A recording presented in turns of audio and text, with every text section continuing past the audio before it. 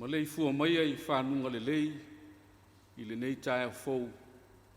Si o tātou si whātasi le vi inga i le atua, e ala i le tāpua inga. Le a tātou tāpua i le atua. Ia outou pe pese atu i le li i le pese fau, le lalo langi umai, ia outou pe pese atu i le li i. Ia outou tau atu, lona mamalu inu ese. Maona vavenga inu umalava. Te tātou talo mule ngang pa ia. Tātou wifo ma talo. Ma nava mai alo o nganga le li ie lo mātou tua. Wha uena ma wha pa ia ina le tāpua inga alo o tunuu. Ina ia i uatu ai mea uma. I le wha silsilina o lo lava vi inga. O mātou talo e ala ia Iesu le li ilo mātou whaola. Amen. Le a tātou pese le atua i le pese tolu se lau ma le tolu. Tolu se lau ma le tolu le pese o le a tātou pese ai.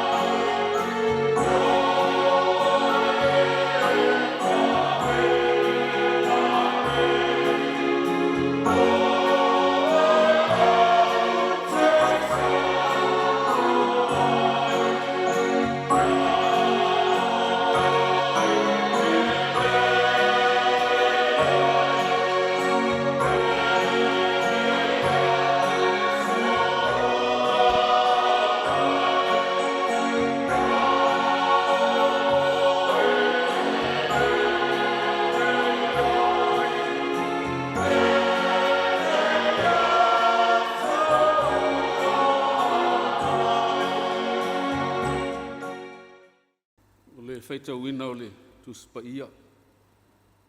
Tusfifilia o nei tae au le whasinonga tuswhaitauaso. Le kalesia e whakasa. Mo maile le whianga i tuai. No fo i ngā tupu mua. O le mata upo suma le 5, o le fai upo suma le tasi. Whaangata i le fai upo lua suma le 1. O le au whaitauina ni nai fai upu. Whafonga ia i nisi o fionga pa ia al tātu uli.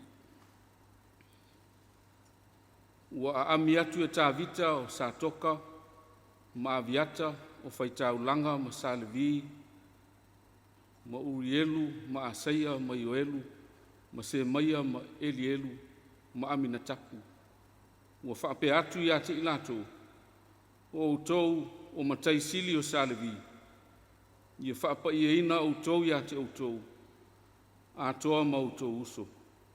E au mai ai e utou le ato la au o le li. O le atua o Israel, i le mea o saunia e au e tuuai. O wana o Sofia i tātou e le li ilu tātou utua, ina ua le mua i au mai e utou. O wana tātou le sa ili a te ia e tusa ma le tūla fono. Ona whapa i eina lea o whaitaulanga, ma sa le vi a te ila tōu e a vae ai le ato la au, le li ile atua o Israel. Ua amo le whanaunga a sa le vi le ato la au o le atua. I ona amo i o la tō ua, e pe ona polo ai mai o Mose, e tusa ma le fionga a le ali. Whamanuia te le mai le atua mo i tātou, e ala ile, whaitau ma le whalongolongo. Nisi o nā fionga, tū mau ia te ia le vi ingai whaamavau. O le launga i le suafa mamalu o le atua tōru tasi, te mā le alo ma le ngang pa ia. Ameni. Fia whaonga ina e whai matua o le launga, se vaenga o le whai upo suma le 2, ma le whai upo suma le 3. O le tusi o nofo i ngā tupu. Whaapelo na whaitauina. O utou o matai sili o sālevi, ia whaapa ia ina o utou ia te utou a toa ma utou uso, e au mai ai o utou le ato la au. A wana o Sofia i tātou e le li, ina ua le mua i au mai ai o utou. A wana tātou le sa ili ia te ia, e tusa ma le tū la fono. O le manatu au tū, o nei tae au le whasinonga tu sweta waso lo whapea mai. O le taunu unga o fianga i o langa le mama. The cost of celebrations in messy ways. Taunu unga o fianga i o langa le mama. Whai mai upo le atunuu pe a whaale tonu se whaatatau. A e o whai mataitai. E a ulu le tafe ai selefuti ai vai singano. A tonu o le ala fo i lea e tue whaapea ai le isi e tātou muanga ngana. A whai ua salauta i a tonu tai. Fianga na whaala ngai e le tupu o tā vita ma le nuu e samiai le toe fo i ane o le ato la au o le rii sano nofo ma Filistia. Ua i loa ai lo lātou whaata mala ma le tuu au lafo i mea pa ia e ngata i o staulanga. Ma nei al wha moe moe pe on wha mtantala i mtau pa sumal tolu. O le nofo i ngatu. Pe tai ua lape le wha tau au au o tai e usa ma aio le wha nau a pina tapa le whata wha ta vale vale o lo ti e ai le atola au le whiangaina. Ai lava ono whaapea se i whai se taui, se sao le whanau apina tapa, e ana le whale na whanofo i le ato la au, mai le malanga umi mai Filistia. Au a whai ai le mese. Au a o tiu te le ngata i o staulanga o le tu ainga o Salevi. Au apina tapa malana whanau, e leo ni Salevi. Tātou loa uma le whale tonu le taunu unga. Wai ui na saa ma le ono mea tā vita. E ui fo i le mālia o pesenga ma le leo malia o le taina o ki tara ma nā peli ma topa ma sume palo. A o le whengau ia i leo malia e fo i o le ili ina pu. Le i mawhai o na malia ai le toa sā o le atua. O wā le mamā le whātau nuina o le fia. Ua whātama ma whātauanga vale i mea pa ia. Mafuanga le nāna whanu ai usa le atali o apina tapa. Ina ua papai o na lima taofi le ato la au. Ina ua tau pā upovi na tosoina le whata vale vale. Le lapata inga lea. Lea ua whai e le atua i a tā vita ma le nuu ai meise o salevi. Lea le lapata inga. Ia ua lavane i whaafia ula pe whātauanga vale i mea pa ia. Ua uma ona tuu ma tā manga me uma mauti noa fo'i e le whengai se tangata ma mea pa ia tau le atua. Se ia vanga nā ua toa fia iai ma ua whaapa ia ina mo le whaiva. Le atua lavana whetalai ilo na nuu ia pa ia o tau o wau le li ilo o tau atua pa ia lava. Mafuanga leo le toe whātu langa e tā vita o mea uma i le tau aveina o le ato la au. Ina ia ave pea e ua filfilia e le li. Polo ina fo'i ma taisili o salevi mo lato uso uma. Whaapa ia ina i latou i latou. O na o i le whaawau le fiafianga ma pesenga ma tau ave le ato la au. Le anga o le mafuanga leo le whaai uputa o fiafianga i le avenga mua le ato la au. O na ua ave malele saunia, ave malele whaapa ia ina. O le wha manatu na nei tai ao sa moa le atunu upele. Ia whaia mea uma ma le wha aloalo i le atua. Ia whaia mea uma i atusa maala o le atua. I le whaapa ia ina le wha malia ina le atua i ni mele lei ma le matango fie e le atusa maonala.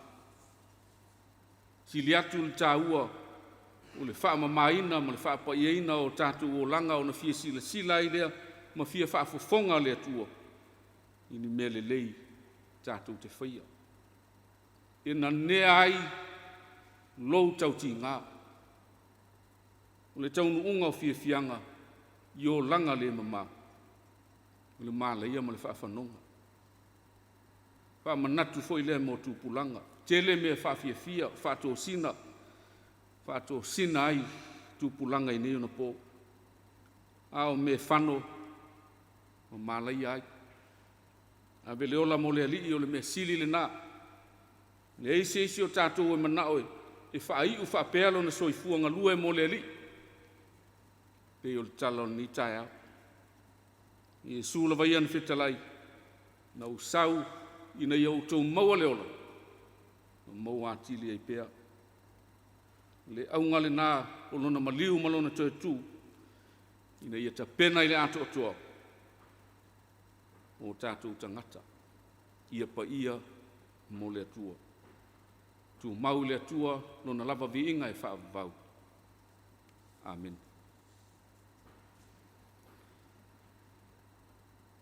O tātou talo le whaafatai ma le whaatu e senga. Mo le atu nisi o tātou manao i luma o le atua. Se o tātou wifo ma talo. Le atua ma manae, le ou le pule ma le malosi u malava. E vivi ima whaamanua mātou loto i lau fio i li nei tae au. Wa wala whai mailo atu nuu i whanunga le lei. O nao lau pule alofa ma lau pule whaasoifua. Mou atu ai le pongi sa whengai ailo atu nuu ma whai ngā malolong. Au le nei ua mātou iai i le malamalama o le asufou. I le manuia ma le malosi whaafouina. Mātou te whaafte iai i le ola ma o na whaamanuianga. O lui tau foi ma tō whonga e lui tau ina i pēa lo mātou whātua tua. O mātou wola manu mālo i pēa mo oi e so uma. Whaaftai au o fionga pa ia. O le sulu ma le malamalama i o mātou wala. Mai se o ngā luenga lilo alo nganga o le fesoasoani ma le paanga sili ona lata mai i taimi uma. Sili nai pea i mea uma la mātou whaafitai ona o Iesu lo mātou uli. Ma le taulanga o le manu malo, le saunia ilo na lava soifua. Ina ia mātou maua le ola, ma maua atili ai pea. I tu mau i la ufio, le vi inga le wha manu ma le wha netanga. Nei maso umai o le wha mvau. Anga le lei mai la ufio ni nei tae au, ta ape atu o lo tunu o iti ute ma wala uina isi isi. Mai se o nai whanau ia o onga. O ai o ala whai mai i mawhitianga o le tino, i pa i atu lau wha amalo longa mo i latou. O ai fo i o ala whai mai i wha noa noanga i le nei tae au, i wha mawhana ina i le nganga o lau fio. Le o leo ina lo o tunu i le ulufafo ma le ulufale.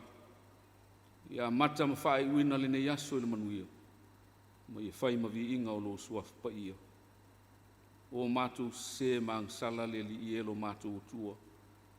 A lofa wha ma wha maanga lo mai i mātou. Le tot pa ia o Iesu ke riso le li i lo mātou whaol. Si li ai o na o ina i mātou ina ia mātou tau mao ese mai le ang sala. Ia mātou sa vali ma le wha maoni i o la vala.